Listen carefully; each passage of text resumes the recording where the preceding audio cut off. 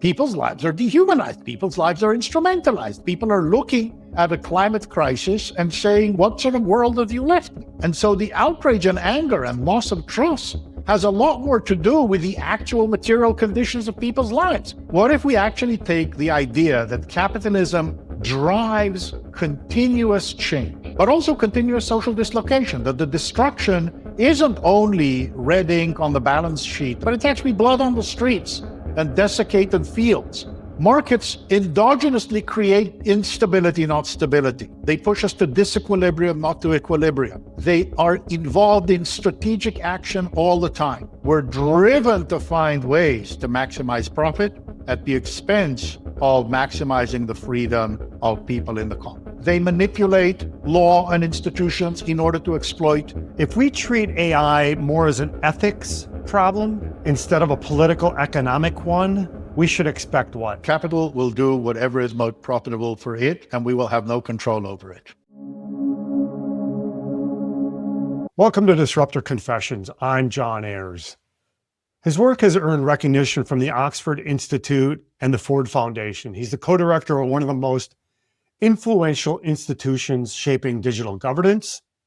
His books, The Wealth of Networks, A Political Economy of Justice, Network Propaganda, change how we understand collaboration, media, and the control of information in the digital age. Today's guest is Yochai Benkler, the Harvard scholar who reframed how we think about the internet, power, and production. Yochai, welcome to the show. Lovely to be with you, John. Happy to be here. So listen, as we get into this, I know we're going to cover some pretty deep topics, and I'd love for us to explore some of the conversation in a way that is accessible, not just for me, but for the general public and also for the experts. So if you could help us kind of understand it, make it relevant, that would be fantastic. I think to kick it off, Yochai, for those who may not be familiar with your work, you spent nearly over a quarter century focusing on it. What is the core idea you think you would describe that you spent your career trying to explain around information and the power of a network society? Again, thanks for inviting me and being part of this. It was the early 90s, then the mid 90s. And it looked like, for the first time since the Industrial Revolution, the most important inputs into the core economic activities of the most advanced economies were widely distributed in the population. You had computers, you had later on wireless devices, you had storage. Everyone had what they needed to become a producer at the cutting edge of production. The hope, and really what I spent the first 20 years of my career trying to do, was that we could use that to radically decentralize, if you will, democratize the ability to be a producer of information, of knowledge, of culture, the ability to shape our public sphere politically and culturally, the ability to come together and cooperate and do things the way we want to do them rather than as others, whether they're states or big companies tell us how to do. That was the hope.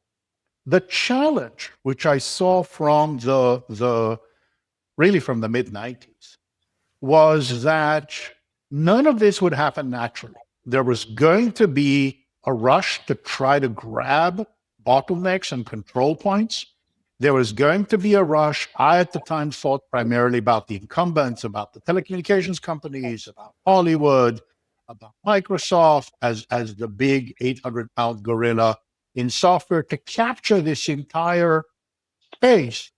And the commons movement at the time was really an effort to mobilize people politically, to mobilize people also in their own social practices, to build an infrastructure that would be distributed enough, decentralized enough to actually allow us, those who want to go and work within governments, within big companies, sure. But those who don't, those who want to come together and do things where they govern themselves in terms of how they produce, would have the opportunity to do. That was the hope, and that was the challenge.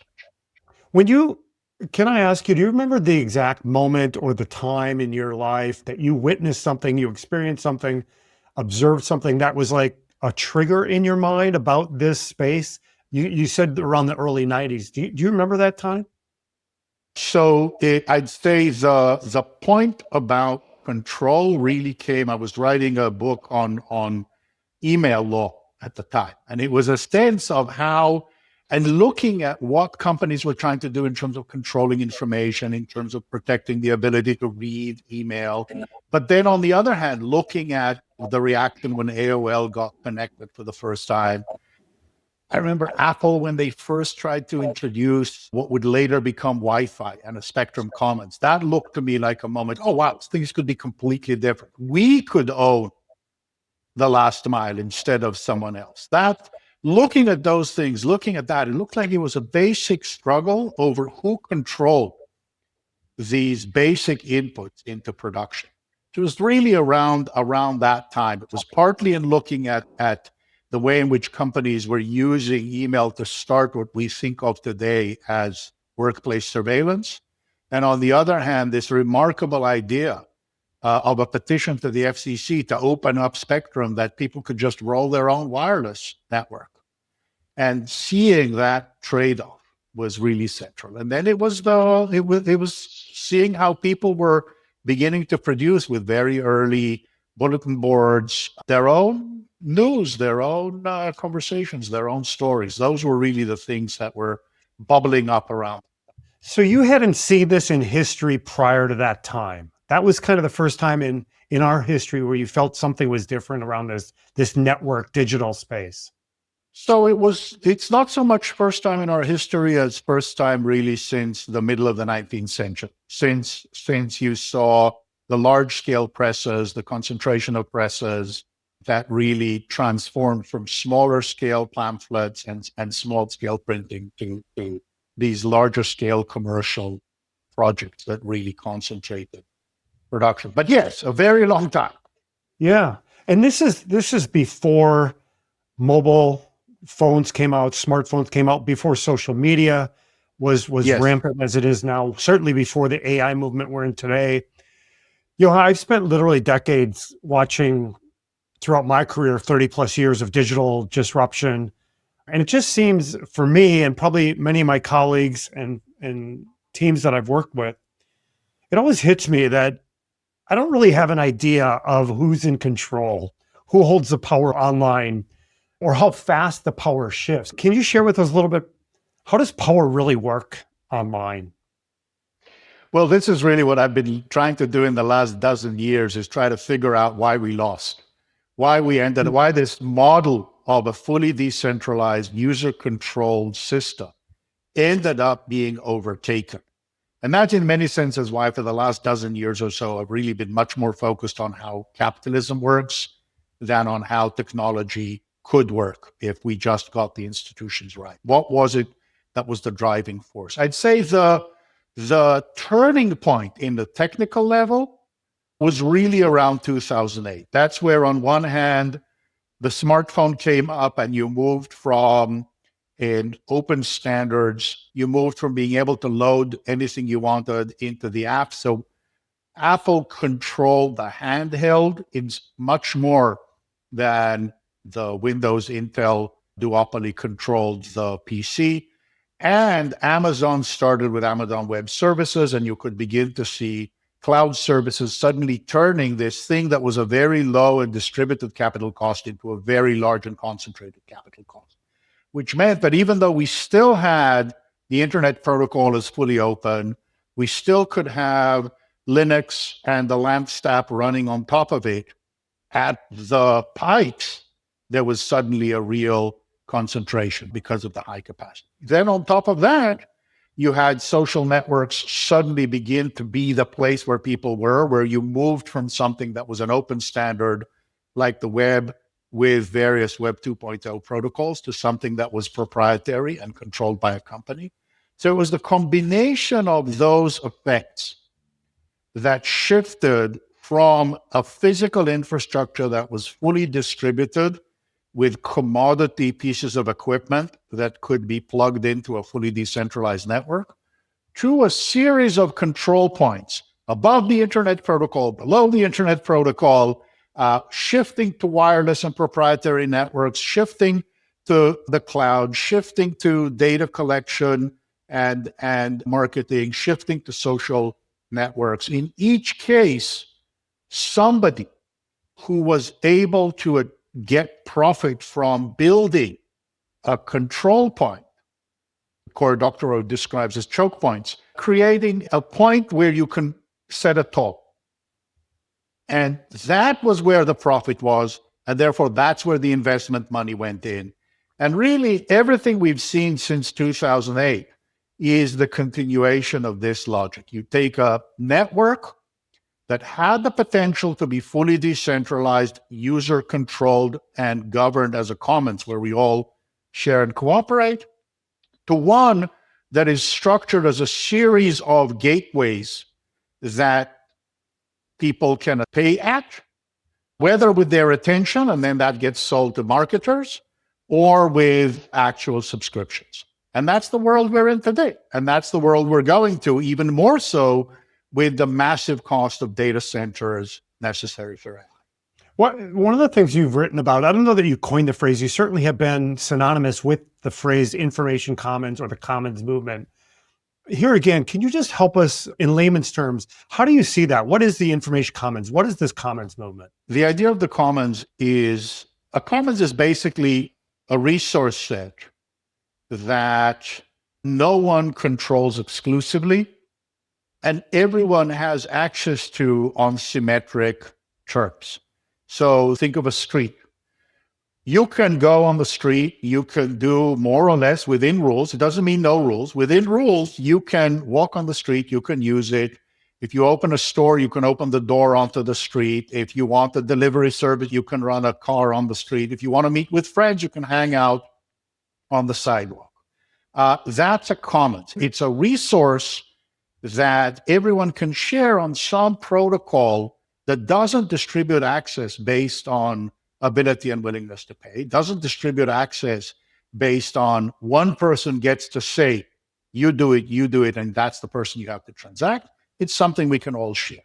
Commons are quite ubiquitous in market society. So if you just think of the internet protocol is a commons. Free and open source software, which runs most of the servers that you use, is free software, which is a commons. Wikipedia is a commons because it's free not free from money, free for anyone to copy and contribute to within the rules that govern its use. So some commons are restricted to a certain group of people. Those are the ones associated with Elinor Ostrom, who wrote a lot about the commons more than anyone else. Many are open commons, like Central Park, like the highway and the street, like knowledge and culture in general. Shakespeare is in the commons. No one owns Shakespeare. Most cultural production that's more than 100 years old is in the commons.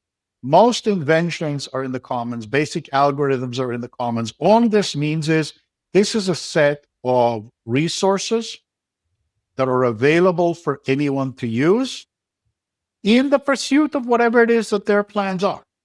And those are the ones that on which, if I can't pay, it doesn't mean I can't use. So this topic of commons, it's something that I think people just expect and assume, but never really think about it. And the reason I say that, this show around disruption, I've spoken to AI filmmakers recently, people who are deep into how teams work together, how businesses restructure based on disruption. We're certainly speaking about AI and disruption, but this term of commons and kind of this large macro thinking is almost like electricity or oxygen. We just assume it's there, but we really don't put a name to it and don't think about it. Many of us just live in the day-to-day. Would you agree with that observation? Oh, I think we completely don't recognize how much we depend on commons. But there's part of the issue that you're raising, which is not just commons, but also this idea of infrastructure. The set of resources that are hard to replicate because expensive or because you only need one because there are strong network effects, and yet have an enormous range of uses in social reproduction, in production, that we all depend on. And that's when you say electricity, when you say highways, when you say water, sewage. Could you live without that infrastructure? Your life would be miserable. But infrastructure, all of it, is fundamentally not comfortably amenable to market provisioning. Because it's hard to reproduce, you can't really rely on competition. Because it's very expensive and so important for people's lives to just be able to live, the power that whoever controls it has is enormous. And so infrastructure and commons go together in the sense that the more you depend on infrastructure, the more the range of things you can do and how important they are to your life depend on being able to access this infrastructure, the more you gain from having it be a commons, and the more you lose from having it be proprietary and be dependent on the one or at most two providers who actually sell it. If you're older than 30 or older than a millennial, if you're Gen X or baby boomer, you likely walked down the street, went to a physical building called a library and checked out a book. In the last X number of years, that has been like supplanted by the internet. And I know for a while, Yochai, and this is, I think, what is really what you're speaking about. Why isn't the internet free if libraries were kind of based on taxpayers and tax dollars? Is that kind of getting to the heart of what you're talking about, is the internet and the networked age that we're living in? So it's less about the free in terms of money and more about the free in terms of freedom, to paraphrase Richard Stallman's description of free software from many years ago. It's not about the fee. If you pay a toll to go on a highway, right, you're paying money, but you get to decide when you want to go. You, within limits, you get to decide the particular pathway you're taking. And the same is true for the library. A lot of what happens with the library is the freedom to explore knowledge that is far beyond what you could afford alone. With the internet, the issue is less, so it depends on the price. But the critical question is how much what you're seeing is structured by the algorithm. And that's the big shift. The big shift is not so much internet with price versus no. It's, are you using the open internet or are you sitting inside an algorithmically curated social network?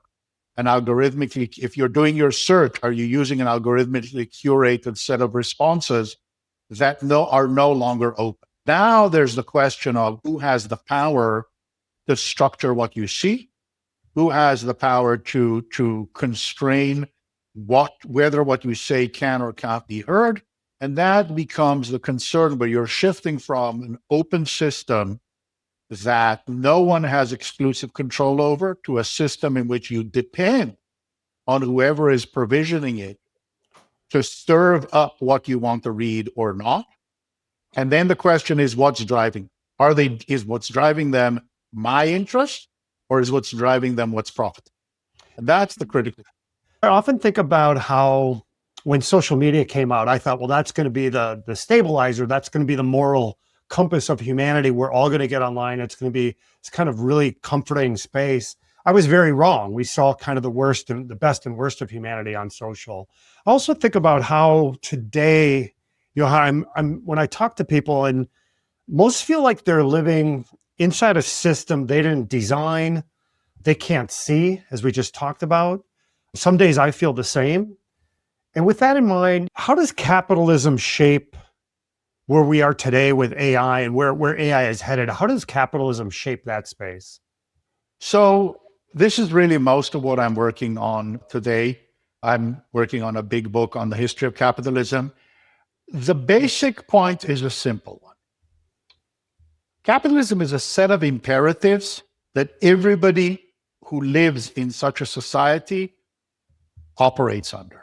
It's basically, nobody has a choice. Everybody has to. If you're an individual, you have to try to instrumentalize your own labor, your own knowledge, your own relationships.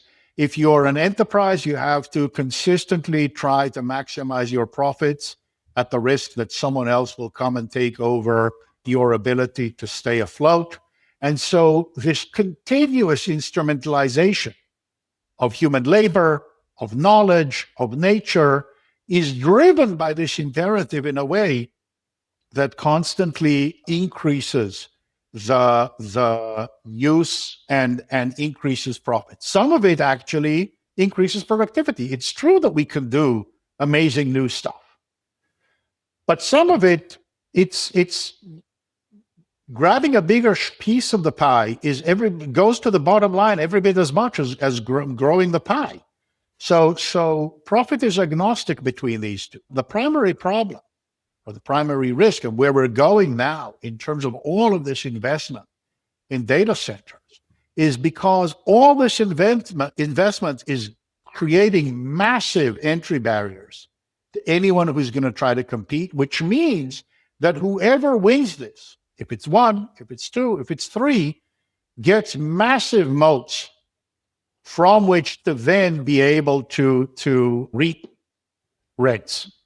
Yochai, what you're touching on, I've been reading and hearing a lot about this, that, we talk about 7, 10 companies. Certainly there's other parts of the world, China included, who are chasing this AI vision.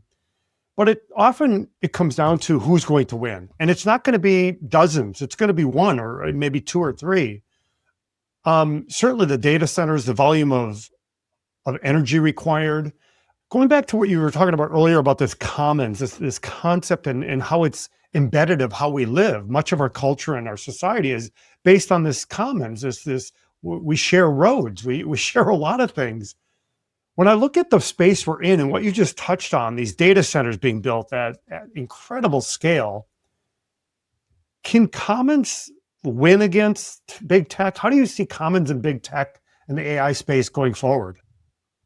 So remember when I said early on, there's a surprising new thing, was that the capital cost was fully decentralized. What made the internet was a fully decentralized system in which each of us brought our own computer in a way that was shareable with others.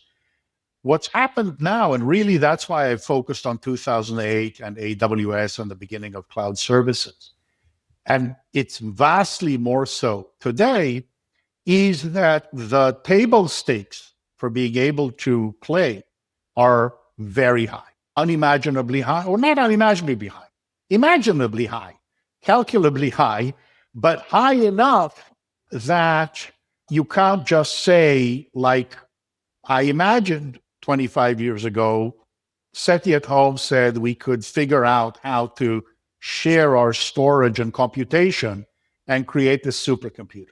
Well, as it turns out, that works under certain conditions with certain limitations of computation, but it doesn't work when you can actually co-locate completely different new generation and architecture of chips.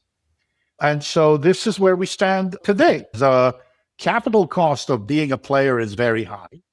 If we want something that is orthogonal to the profit logic and to the imperatives of profit, the only way to do it is through some form of public AI, is through some form of publicly invested infrastructure that is alongside the private systems. It doesn't mean excluding or prohibiting these, but it means that if we want something that doesn't depend fully on whatever is most profitable for a handful of companies that don't really compete directly with each other once we're inside and use them and that have these very strong returns to scale, but rather something that's governed by something else, be it law, be it somewhat more democratic or expert and scientific logic, then we need at some scale to build data centers and models that are public. Now, that's expensive. That's based on current estimates of data centers. That means about on the order of 2 aircraft carriers every 5 years for the data center, amortized over every 5 or 6 years, and something like 2 B-2 bombers every year for the model training and continuing. Now that's huge. There aren't many countries in the world that can do this. Well, that was kind of my next question. Is this country based? Is this regionally based? Is it government based? How does that? The only countries that can do it as a single country now are the very wealthiest. So the US, China, If Europe does it, it's possible that Germany could, but far more plausible and reasonable is to do it at the European level. Though India actually has a project now of producing a public AI system built in India. The EU has the beginnings of one. Those are the scale of the economies that can do it. So that's not nothing. That covers a huge portion of Earth's humanity, but it's also not much of a help to poorer countries that can't. But certainly for us as Americans, for Europeans, that's possible. In China, the story is a little different because the role of the state in the profit-oriented enterprises is so large that it's not clear that they need a public system. They may have enough control over the private systems. And they're not looking to actually create a system that anybody can do whatever they want with, because they're still trying to generate capitalist growth without losing control by the political military formations over the population. So they have a different kind of problem to design. But if you're looking at us, if you're looking at the European Union, those are the size of societies that can actually make a generational decision, which is, we can't just say, oh, AI ethics and let the market lead, any more than we could say, you know what, let's just do away with all public health, let's do away with all science. I guess there are people in the United States who say we can't do that, and just let the market take care of it all. That doesn't work. There are things that are deeply public goods. There are things that are deep infrastructure that we need a public infrastructure. I think if AI is everything we say it is, then it's clearly got to be something that is at least as important as the national highway system. And the national highway system costs multiple of what it would be to build a public AI. Can we talk a little bit about this in terms of like physical structure data centers, and then the LLMs, the data itself, the knowledge that's being computed? How do you break that out? Is the physical structure something that we would have a shared commons, but the LLMs, the data that goes inside of it is not? Or how do you see that? Having just a physical structure is not going to do anything. All the action in terms of the impact on society is in the software and the algorithm and the application. It's in the models. And so the physical infrastructure is expensive because of the GPUs, right? It's not the construction. It's the fact that you need to, every 5-6 years at most, update the entire damn thing. That's what makes it expensive. And that's really the big cost that makes it impossible to jump in and requires a large scale. And to your point, building the car is fine, but if you don't have gasoline, it's sitting in the driveway. So the data, I know there's a big conversation out in the market of open data, open LLMs versus closed. You would see this as data centers plus the data as being kind of a commons approach. Is that correct? So it's complicated, right? The fact that we had so much data in the commons actually subsidized the AI companies enormously. The fact that everybody trained their LLMs on Wikipedia, that's a massive community of people who contributed their labor for years. And that becomes a commons for these models without having to put back much of anything. In that regard, it's more like the air is a commons for exhalation. And exactly what industry did was pollute and exhale into it for 2 centuries. And now we have to figure out. Literally and figuratively. I meant literally. Just pollute out there. So commons is useful, but when it is equally available for for-profit activities and for decentralized use by human beings, the for-profit activities will use as much of it as they can because it's a free input, more than is stable or sustainable in the long term. So this notion of data commons only works as a reaction or response if we understand it commons in this narrower sense that Elinor Ostrom and the School of Studies of the Commons developed around her, where you're talking about a resource set that a community of people shares and governs collectively through institutions that exclude everybody else. So in the context of the free software movement, this played out very much as copyleft, and the idea that you could only use the system if you could only use the software if what you produced also were subject to copyleft, so that essentially every time you used it went back into the commons. That was an effort to harness the commons to bring back whatever others developed within a for-profit framework into the commons. And again, there was no problem from the start with actually people making a profit from it, as long as they gave back the seed, the commons. So data commons in this context are a little problematic. It's more the question of actually having the massive investment in developing models and running them in ways that are then accountable through public transparency systems rather than through profit systems that can be governed through a democratic process rather than only in pursuit of what maximizes profit. That's the difference. When you said earlier from like, say, the early 90s through like 2008, that time period, and then since 2008 to present, I sense there's a couple big milestones or shifts. Are we at another strategic inflection point in what you've been studying and researching over your career? Are we now at another pivot? And if so, is it about this? How do you see that? How do you see maybe the next wave of this? So the first thing to recognize, and that's really why I've been going into the long, deeper history of capitalism, is that these techno-institutional waves show up with reasonable regularity every 50 to 70 years since the late 16th century.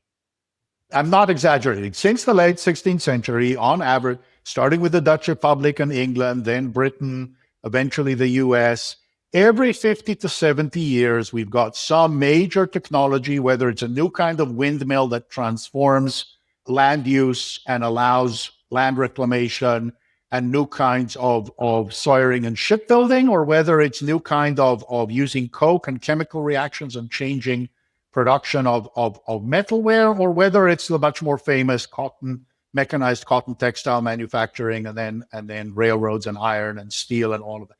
Every 50 to 70 years, we have this turnover. And the turnover is partly technological and partly institutional, because there's always maneuvering. There's always, you're trying to nudge the institutions, change the law in a way that takes advantage of this technology, take the law in a way that under new technological conditions allows you to leverage more power. And so there are these periods of struggle, and they usually go on the order of 20 years. It's not like there's a 6-month period where everything is up for grabs and that's it. What I'm not sure yet, and I think we will only know in retrospect, is whether that moment started in the late 90s and ends in 20, and we're at its end, or whether that period started, or whether the prior period started in the late 60s, early 70s, and ended in the early O's. And the new one started in the late O's and will be going for another 5 to 10 years before things stabilize. My current guess is that that's where we are, that we're really in a space where the transition to a concentrated, high data capacity, high cost infrastructure with increasing algorithmic sophistication, what we now think of as AI, robotics, that transition began, or this phase of that transition from the PC and the internet to algorithms and their application in robots and LLMs is probably about 10 years old. That the transition, maybe 15, that the transition will go on for another 5 to 10 years. And this is still this moment of interregnum, of techno-institutional break, where things are still up for grabs and we can really still negotiate how it goes. And that's why it matters so much what happens now. So this goes back to what I mentioned earlier, having discussions with some folks who are thinking about their job, their skills are changing. or they're thinking about their company. Their company is going to be disrupted by a competitor. And in some regards, an entire industry will be changed because of what we're seeing today. These are small, medium, and large. What you're looking at is macro. I think of it as a small speedboat or a giant tanker ship. You're looking at the macro conditions. And to me, those macro conditions move big, thrusts of energy of society. They take longer time, as you just described. I can't help but think, and I know you're not Nostradamus. You don't know what the next 10, let alone 75 years bring, but I think about two forces that I'm witnessing and observing. I would love to get your take on it. One, I call it the outrage economy. We just seem to be living, and people seem to be profiting by the outrage of online discourse. That's number one. And the second side of this is, with that in mind, and kind of this larger macro view that you have, who's going to really benefit from the next wave of this disruption? How do you see that? So I think actually those two questions are very closely related to each other, even though they're in completely different books I wrote, one on network propaganda and the other one now on capitalism. In the following sense, I think we overstate the degree to which outrage became big business because of technology or because of social media, and now the fears with AI generated outrage, and understate the degree to which the outrage is just justifiable. The vast majority of people in certainly the United States, in many senses throughout much of the wealthier countries, is worse off. Not in do we have or don't we have this or that. It's the concept of you reach adulthood, and do you have a prospect that your life will be materially better than that of your parents? And that the powers that be are more or less managing a system beyond your control, but one that is largely beneficial to you. That was true of the generation that grew up in the so-called golden age of capitalism in the 30 or so years after World War II. And it's not true for the generation that is growing up now. And so the outrage and anger and loss of trust has a lot more to do with the actual material conditions of people's lives. People's lives are dehumanized. People's lives are instrumentalized. People are looking at a climate crisis and saying, what sort of world have you left me? And in that framework, if you're actually able to feed people this sense that their anger is justified, even if you divert it towards the wrong targets of hatred of various sorts, you become someone who's very attractive in terms of eyeballs, in terms of being able to sell advertising. And so part of it is just the fact that you've got so much more profit-driven media of every sort. Part of it that you've got politicians who are pushing to take advantage of that outrage in order to grab power. But a lot of it has to do with the fact that for the last 40 years, elites on the center right and on the center left have largely been leaving most of the population behind, and a tiny portion of the population has grabbed almost the entire growth. Which leads us back to the second part of your question. Who's going to win and who's going to lose? The thing about who's going to win, and the most important thing to know about who's going to win and who's going to lose, is that it's not going to be determined by the technology alone. It's not as though there are internal things to the technology that make it necessarily something that leads one class or another to win, one class or another to use. Let's take the example of robotics. Because robotics are a little earlier, I'd say it's a little 12 to 15 years that people have been saying robots will take all the jobs, and then there's all the future of work stuff, and everybody and their cousin has a conference or a workshop on future of work and what will happen, Gewalt.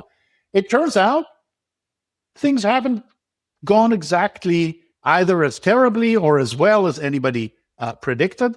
But here's one thing that's a clear regularity. The research that looked at the effect of robots on more labor and on wages, that looked at the US, found a small displacement effect. More robots, a little less work, with potential downward impact on some wages, upward on others.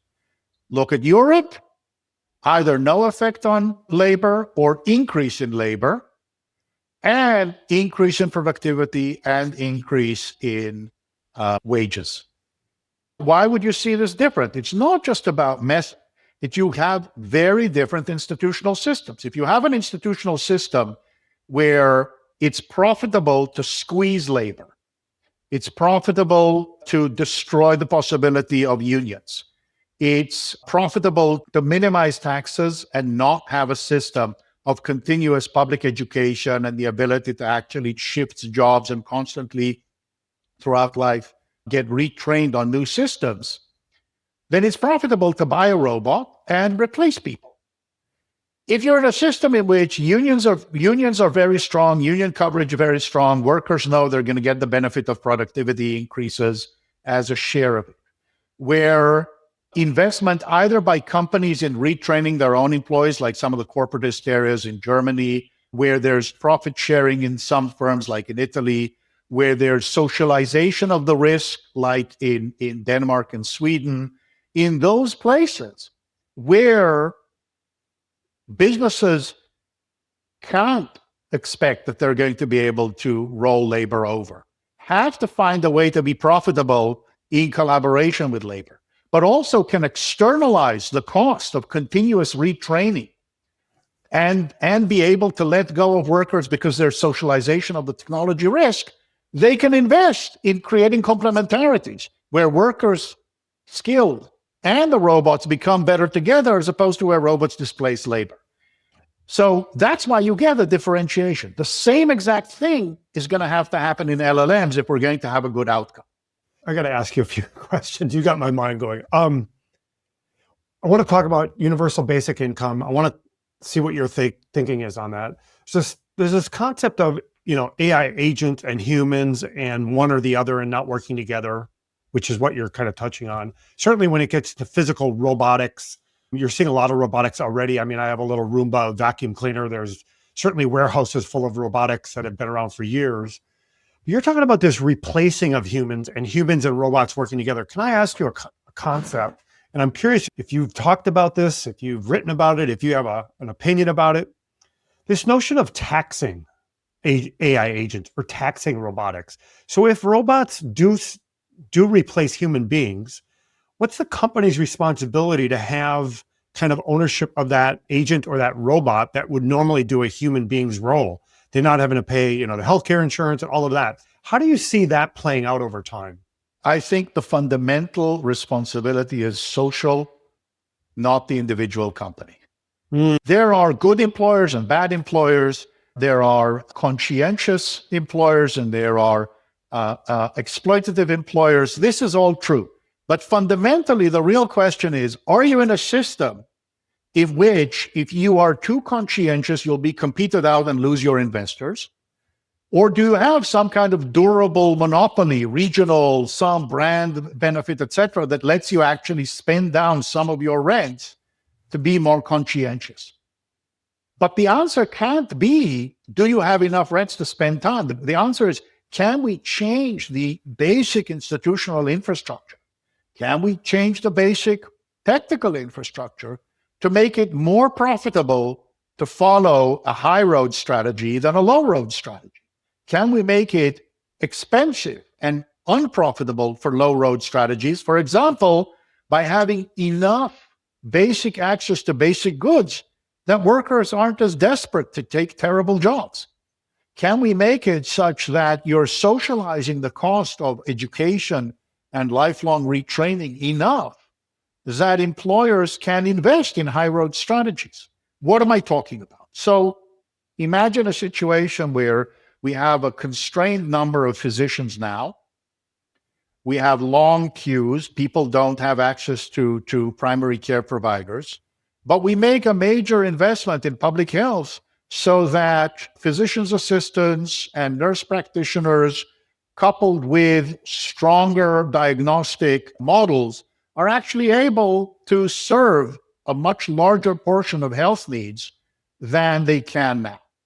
That requires certain kinds of training, that requires certain kind of investment, that requires community healthcare infrastructure. That means a larger number of people who in the present are considered to be less able to serve some healthcare needs rather than others. But that's not a response that you can expect a private equity owned practice to do. That's a response that you can have as a public health intervention. That's a response you can have as a public intervention. When I talk to the few law firms that are now really using AI tools, it's a lot less about displacing labor. It's a lot more about just making professionals that much better. Because you've got this highly professional, continuous skills education that then becomes even more powerful with AI.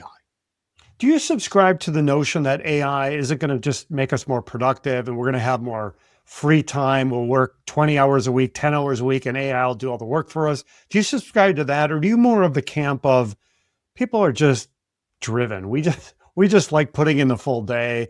We're just going to become more productive. We're not going to work less. We're going to probably work more. It's just going to augment our capabilities. Where do you sit on that? I don't think any of this is about our own psychology, how we want to be. It's all about structural imperatives, not about individual choice. Overall, we think we have a lot more individual choice than we actually do. We're driven by structures. We're constrained by structures. If we're more productive, let's say we're more productive with working with an LLM than not. Whether we can decide to do the work faster and take more time off or not depends on the relation we're in with the employer. What do they demand? What can they see? How can they survey? How can they extract? If we have a system in which we actually get to self-govern, we actually get to use this system to do our own work, then maybe we get to make that choice. But none of that will happen because of the technology, because the technology won't determine one way or the other. It's always the way in which the technology is integrated with the institutions. And the institutions are the primary terrain of struggle every bit as much as the technology. Which is really that macro vision that you have and the macro perspective that your work has really been focusing on. I'm not a tax specialist or a tax attorney, but are you speaking in some regards to a certified benefit, a B Corp, a C certified benefit corp, where someone is in for profit, but for the benefit of the greater good? No, I don't believe it's about choice. I don't believe it's about choice for the employers. I don't believe it's about choice for individuals. I believe it's about structure. You can have the for-benefit corporation, fine, but you still need to be able to buy your inputs. You still need to be able to raise the funds. And so the question is, what are the imperatives you have once you depend on markets to buy your labor, to buy your resources, to buy your credit? You're constrained by what those markets will do if you don't achieve certain metrics. Now, again, if we had markets that somehow are able to really reward social benefits in some quantifiable way that's really meaningful, maybe. But the problem is the structural one. The problem is not, can you build one such project, two such projects, 10 such projects? What are going to be the kinds of enterprises that will populate the space? That's the major problem. What does the individual have in their mind? What can they do? If my neighborhood decides to remove the roads and make everybody on bicycles and walking, that's kind of a structural shift of a commons. What does the individual have? What is their perspective on this? The sad story is that we all live in a structure that is out of human control. We've all lived in a structure that's out of human control for 300 years. It doesn't mean there's nothing you can do in your own environment. It doesn't mean that you can't be the person who goes out and obtains the skills and learns, or for that matter, decides that day in, day out, you're going to do the ethical thing. I'm not saying you can't change your own life, because think of it as swimming in an estuary. You can swim in a certain direction to affect you. What you can't do is shift the direction in which the tide is flowing. And so, yes, if you're asking what can I do for my life today, in terms of skills training, in terms of political action, in terms of being ethical. Absolutely, there is room for each and every one of us to try to shape our own lives, to try to shape our relations with individual others. These are all morally important things. What they can't do alone, except through political action, except through collective action, whether it's unionization, whether it's political action, whether it's building a cooperative with others over a particular thing, and even that's not enough. What we can't do is change the structure, except if we focus on collective action aimed toward changing that structure. I'm going to ask you a question, and maybe you'll give me a response that won't make me happy, but I'm going to ask it anyway. Is it, and I don't want to confuse capitalism from democracy, so I'll put it in the context of democracy. What matters more in your mind about democracy? Is it, as I think about AI and the disruption that we're seeing, experiencing, and the pace of change, is it more important to keep people employed or more important to keep power distributed? I think that's a false choice for the following reason. I knew you were going to say that. Okay, go ahead. You may have known I was going to say it, but I bet you won't know why. Go ahead. If you look at the long history of capitalism, going all the way to the Dutch Republic in the late 16th century, and moving through to Britain and the United States, the leading global capitalist hegemons, liberal market society gravitates towards oligarchy, not democracy. The modern capitalist state depends on selling debt into financial market, depends on taxing market transactions and market income, and therefore gravitates to govern itself in defense of wealth and defense of capitalists.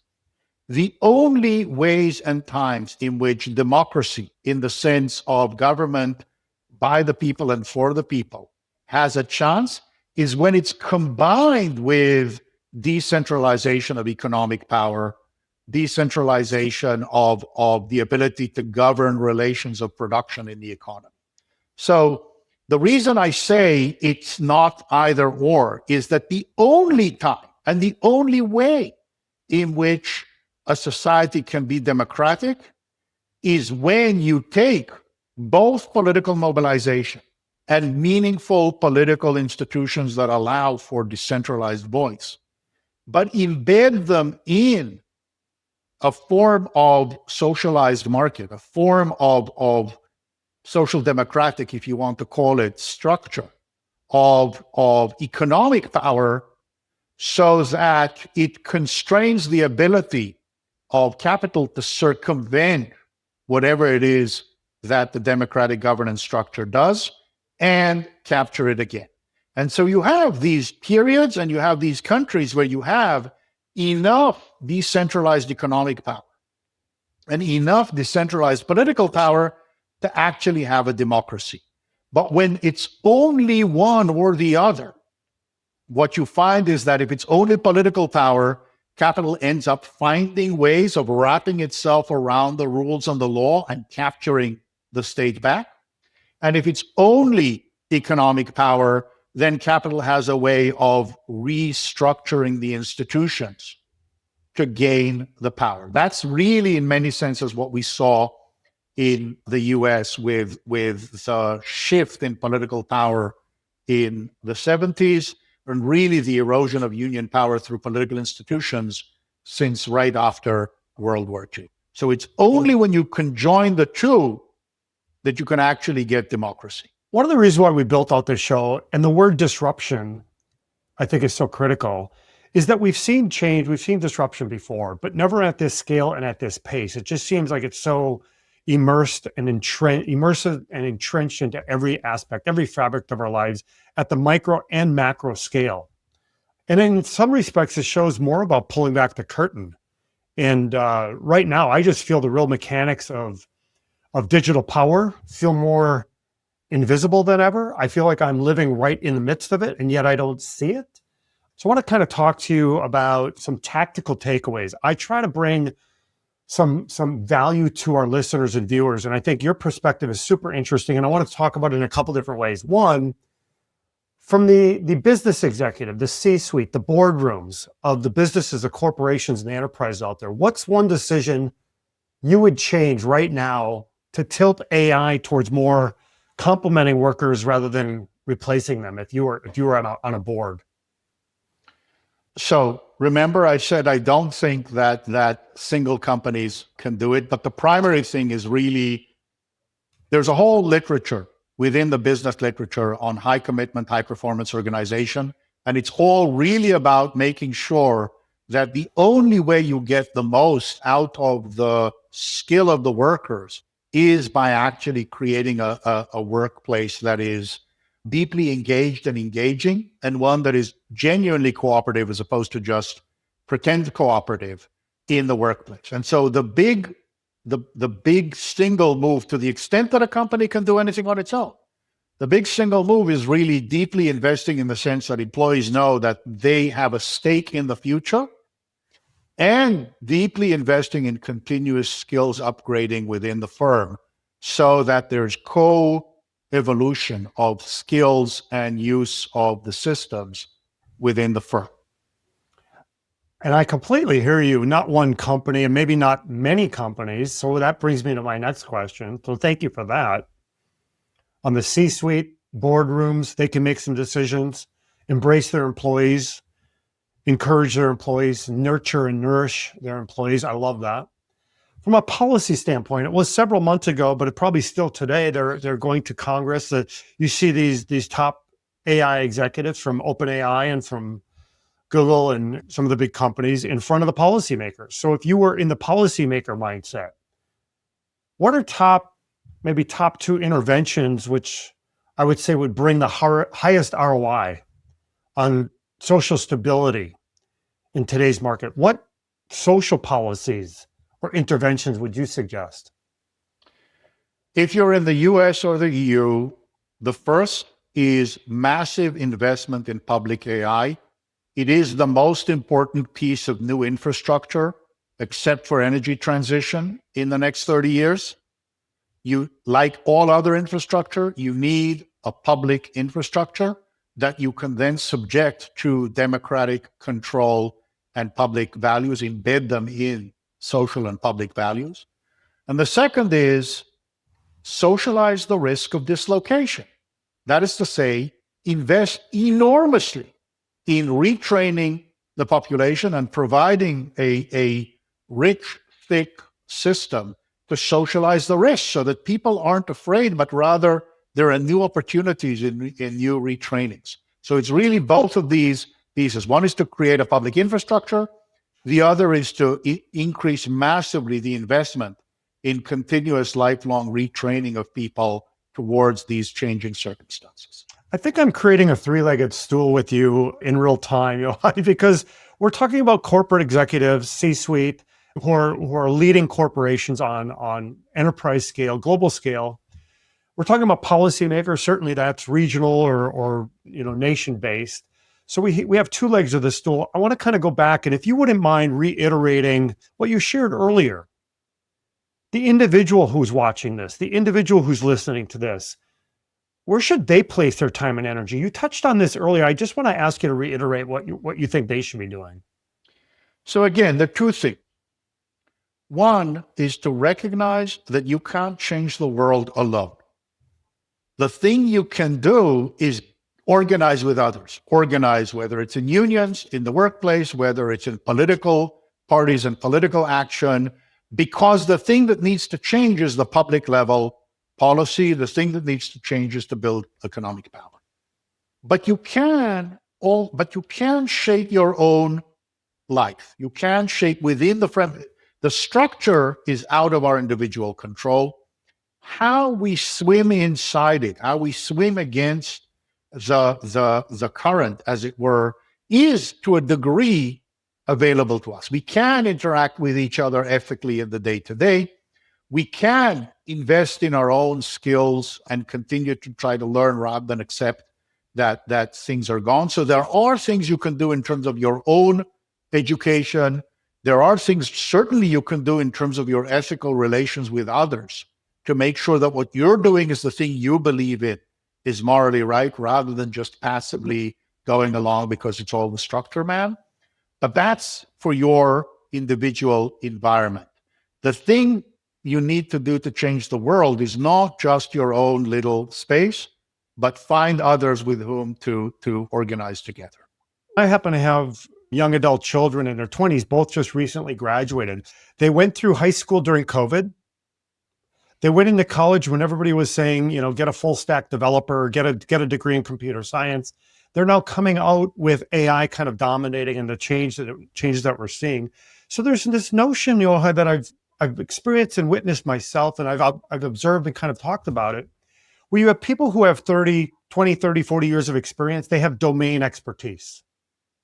And now you have a younger generation coming out and moving into the workforce that don't have that domain expertise, and they're at risk. You and I chatted earlier about this outrage economy. There's maybe a reason why there's some outrage. Can you talk a little bit about that generation specifically? Is there something different they should be thinking about? So that generation is facing truly monumental challenges. We haven't said a word about climate change and the way in which the world is becoming fundamentally less inhabitable. We haven't said a word about the fact that we're seeing ethnocentrism rise and democratic values collapse. These are all real things that are beyond their control. So I don't see AI as the cause of their alienation, their lack of trust. The specific thing, though, that this generation does have is that I think people who grow up with the technology, this was certainly true of the internet 30 years ago, it was certainly true of social media 15 years ago. People who grow up with the technology tend to be natives. They know it from the inside out. And to the extent that this technology is productivity increasing, and it's not the only way, because that really depends on how the institutions play. It could also be more extractive. But to the extent it's productivity increasing, they actually have a leg up. They're growing up with this, and the main question is how to, as educators, the main question is how to embrace it rather than scare people. From their perspective, it's how to take responsibility of learning how to use it better than the older generation understands they're capable of doing. I saw this with the total panic over Wikipedia 20 years ago. And as it turns out, it's a really good educational tool. I use LLMs all the time in my research. It takes skill. You need to learn how to query. You need to check what's happening. Nobody is born a researcher. Nobody is born a fully mature worker. You have to learn, but there's a way in which this generation has certain advantages in facility, and there are ways in which it's not. And most of the ways in which it's not have to do with the fact that we've left them with a far less promising world than the one our parents left us. You and I didn't grow up with telephone in the backseat of a car. My kids did. That's just the way they were. They were digital natives. I think we are creating a generation coming in now of AI natives. I do want to ask you, and not to get too personal, philosophical, but are you hopeful that AI and kind of the new capabilities that we're seeing emerge now can help us with these giant challenges that we're faced with, such as climate change and others?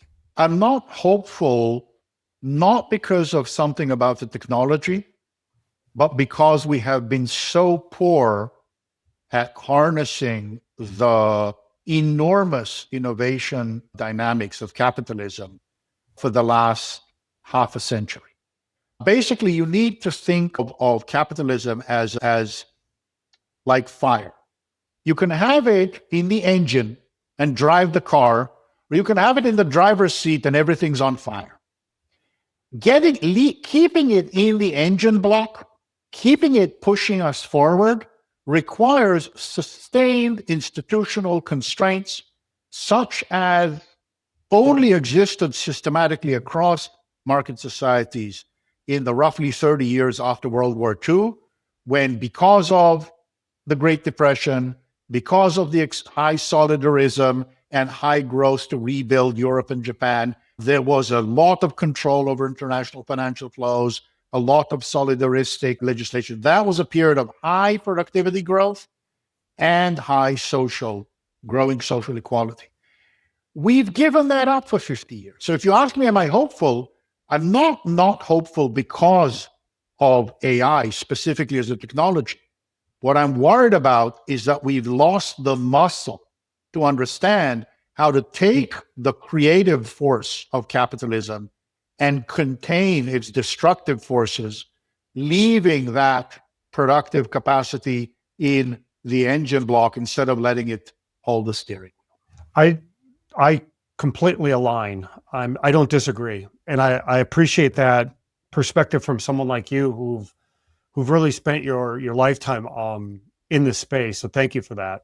I'm going to ask you, I know we're running long. I want to kind of wrap up with you, but I want to ask you some bold predictions. You tell me if you want to answer them or not. How's that sound?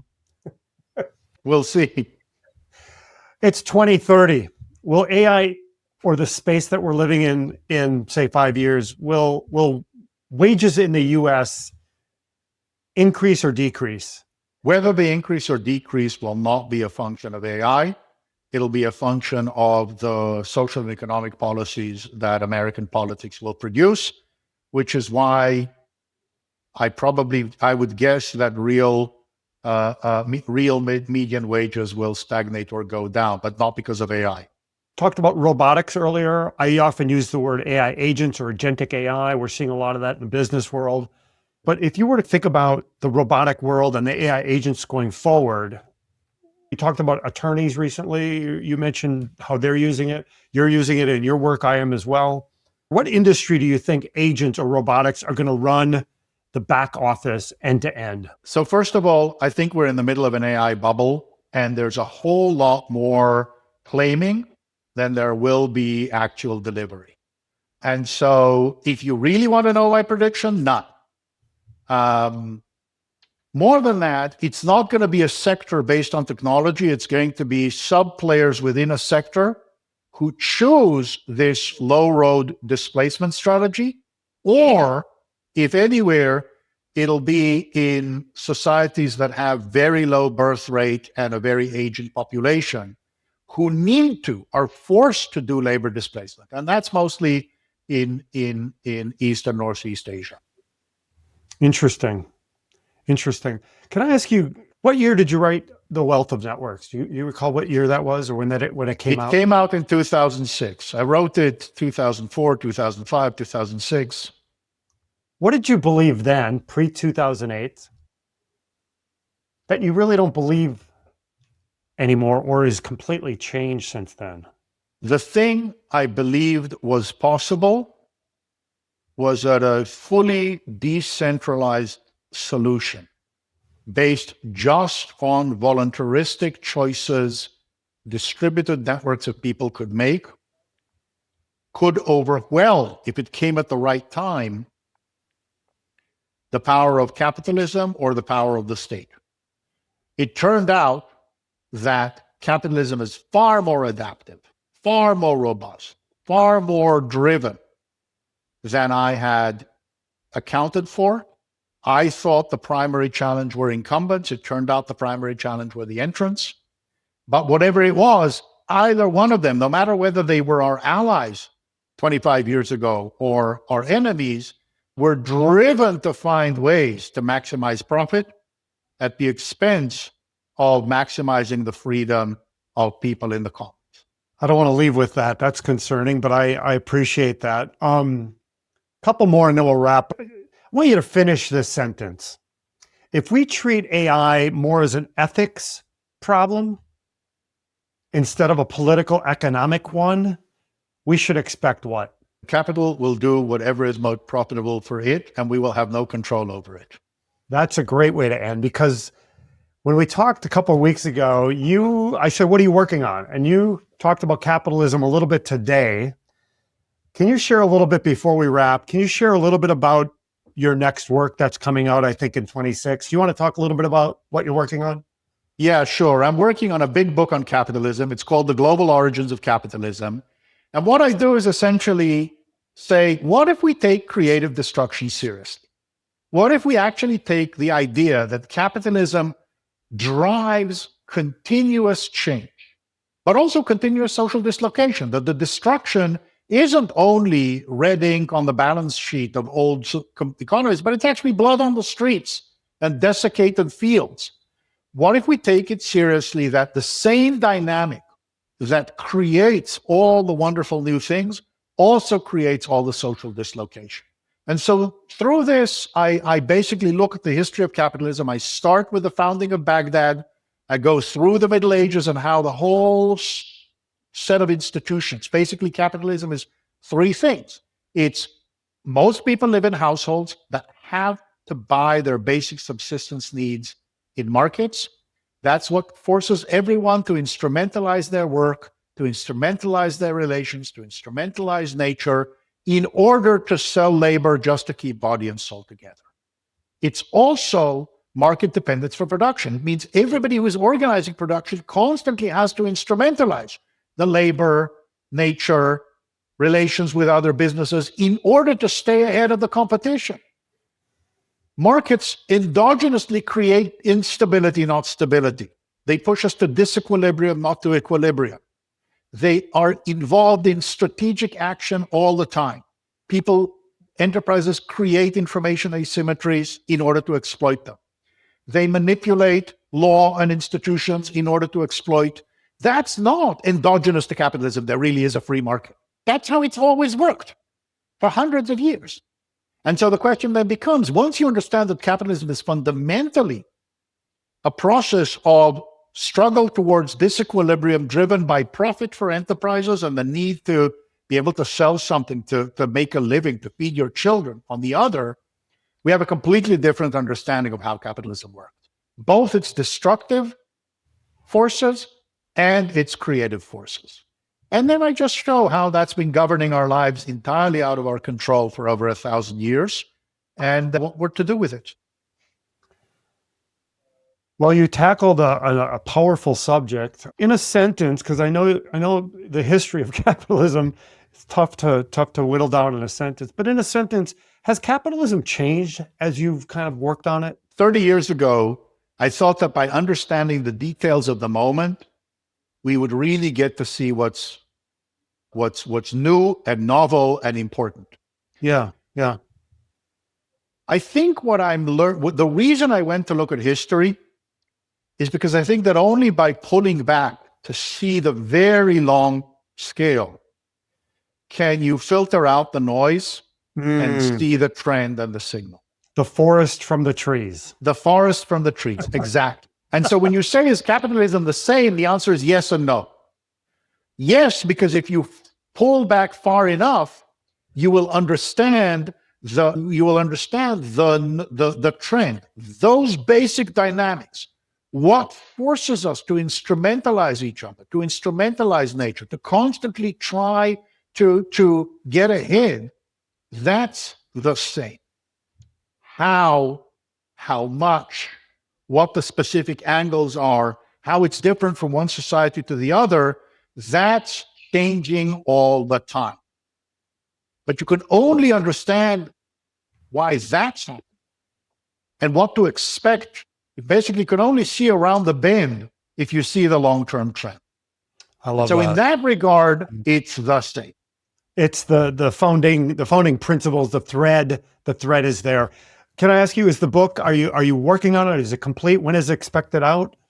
It should come out next fall, maybe September, October in 26. I didn't know where this conversation was going to go. I really, really appreciate you taking the time. We covered a lot of ground. We did. I'm very grateful that you had me. It was fun to have a conversation. Yeah, fantastic. I do thank you. Thank you for joining. And for those of you that watched and listened, if you enjoyed this conversation, please follow Disruptor Confessions and subscribe.